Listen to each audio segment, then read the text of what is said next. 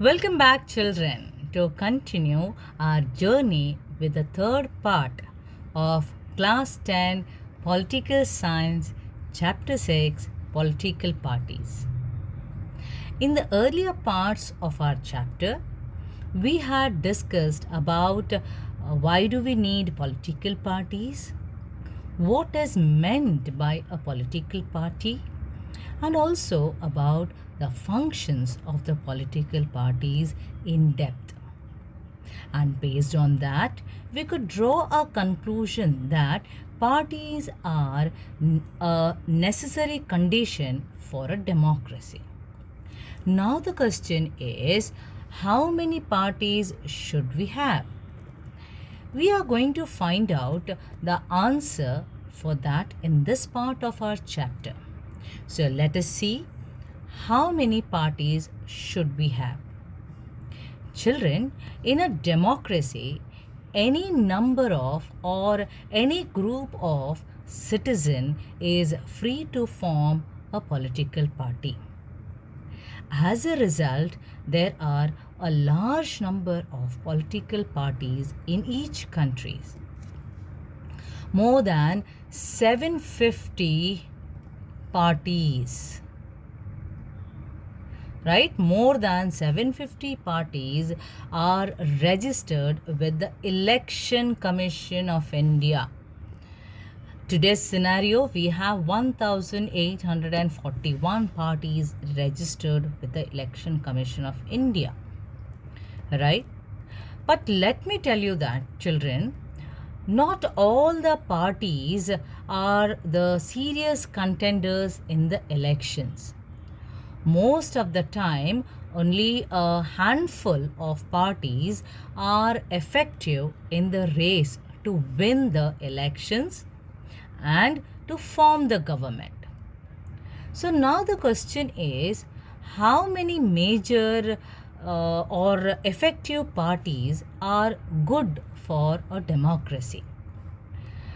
Now for that, there are various ways of classifying the political system and the political parties. They are firstly on the basis of the number of parties in a country.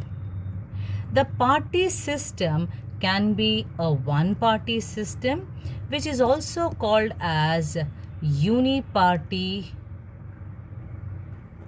system.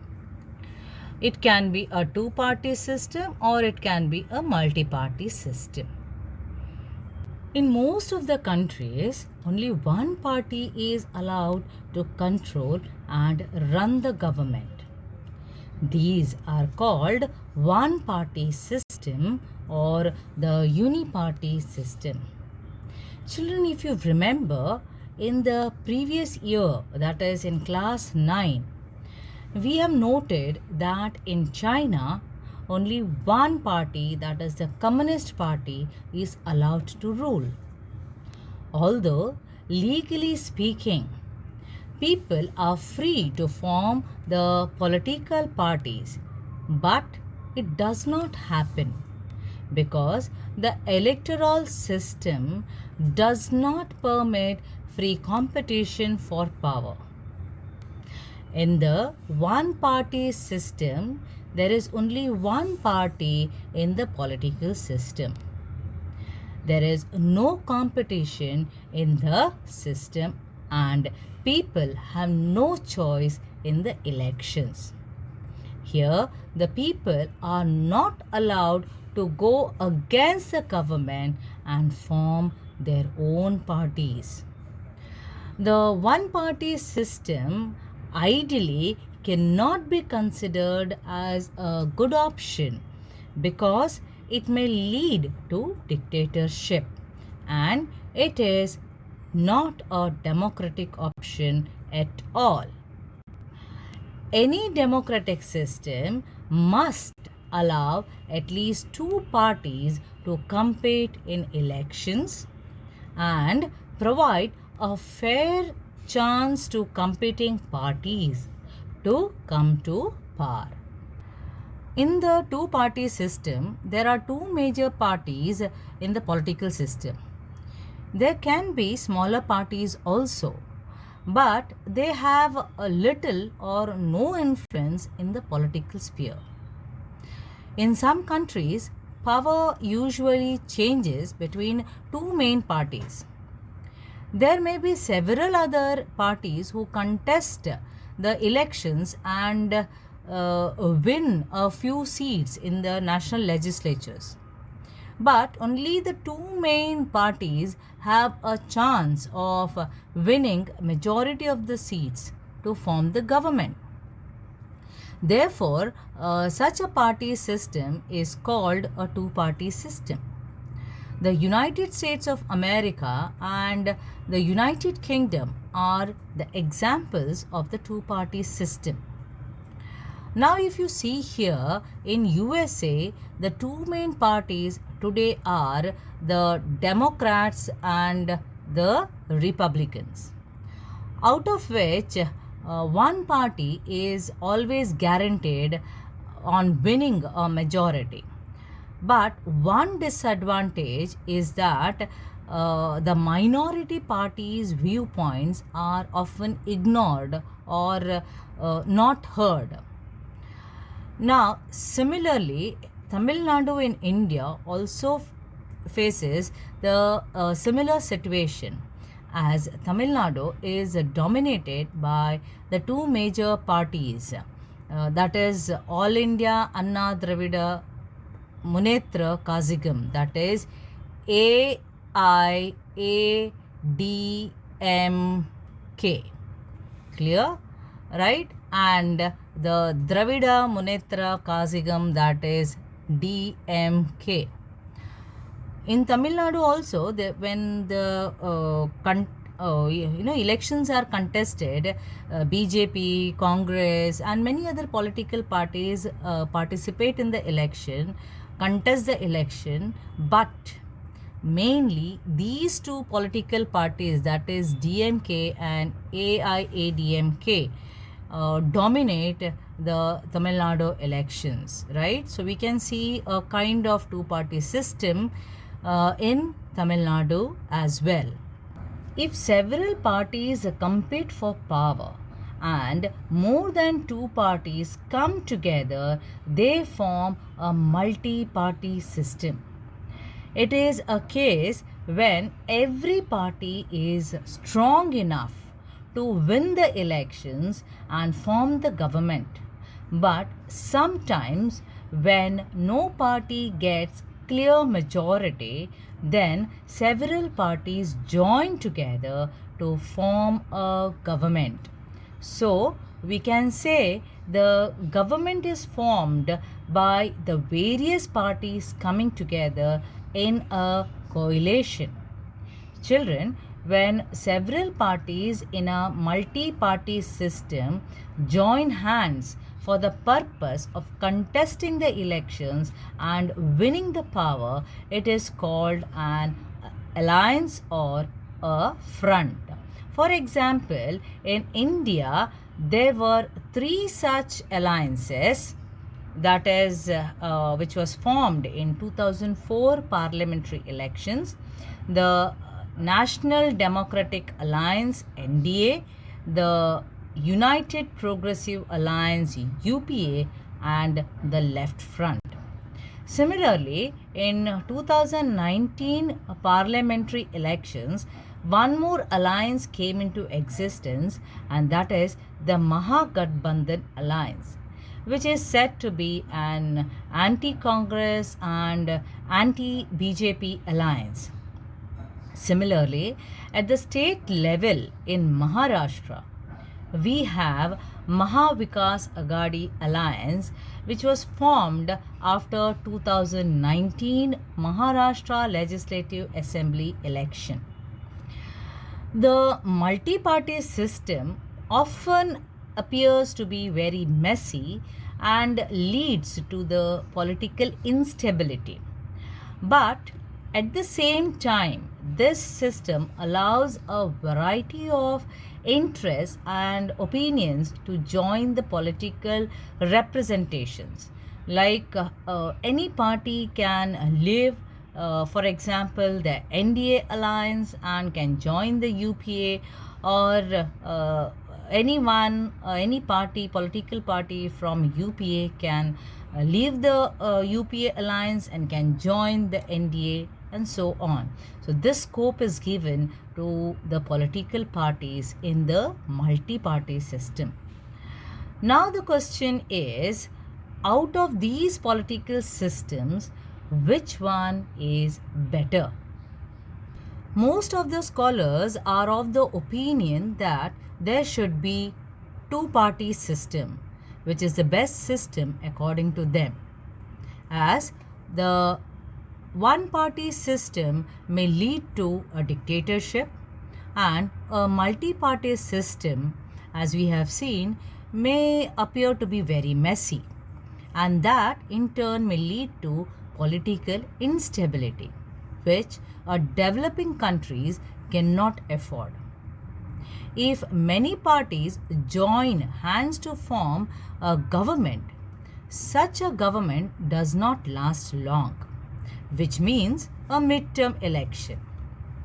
This is a great headache not only to the election commissions but also to the general people. There is a great burden on the country's exchequer, which in turn brings many problems for one and all. Hence, most of the scholars prefer the two-party system as is operating in the United States of America and in the United Kingdom, so that there is no need of any coalition, midterm polls, and burden on the nation's treasure. We have to understand that the party system is not something which any country can choose. It evolves over a long period of time, depends on the nature of the society, its social and regional divisions, its history of politics, and its system of elections as well.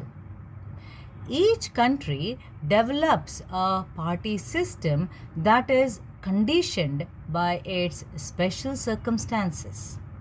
For example, if India has evolved a multi-party system, it is because the social and the geographical diversity in such a large country is not easily absorbed by two or even three parties. In fact, we can say that the multi-party system has strengthened democracy in India because a multi-party system keeps a check on the ruling party. It ensures that the ruling party does not misuse its power. The opposition party also shows the weaknesses of the ruling party. Therefore, we can conclude that no system is ideal for all the countries and all the situations. So children, now it's a time for a quiz to have a quick recap of whatever we have done in our chapter Political Parties till now. Now the first question is, which of the following is not a function of a political party? Is it option A, opposition parties criticize the ruling party? Option B, opposition parties voice different views? Or option C, opposition parties run a government? So children, which is not the function of the opposition party? It is the opposition parties run a government is not the function of the opposition party. It is the function of the ruling party. Yes, ruling party runs a government. Question number 2. How do common people become aware of the governmental schemes through the political parties? Is it option A, the political parties make and implement the schemes? Is it option B, the political parties provide information access to the governmental schemes? Or option C, the political parties arrange meetings with the Prime Minister. So what is the correct answer? It is the political parties provide information access to the governmental schemes. The option B, right? Okay, now the third question. On the basis of which political parties does a government base the policies of the country? Is it option A, the ruling party, option B, national party, or option C, the state party? It is the ruling party that makes the policies of the country. Yes. Now option 4 or question 4. What is one party system? Is it option A, a government formed by multi-political parties? Option B, a government formed by a dictator? Or option C, a government formed by one political party? So what is meant by one party system, children? It is a government formed by one political party. We have seen an example of China, right? A communist party in China is one political party. Yes. Now the fifth question is, which one of the following sentences is correct about the political parties? Is it option A, they help the Prime Minister in his work? Option B, they contest elections to run the government? Or option C, they are selected by the President? So what is the correct answer? It is the political parties contest the elections to run the government. Yes? Okay, children. So with this, we come to an end of third part of our chapter 6, political parties.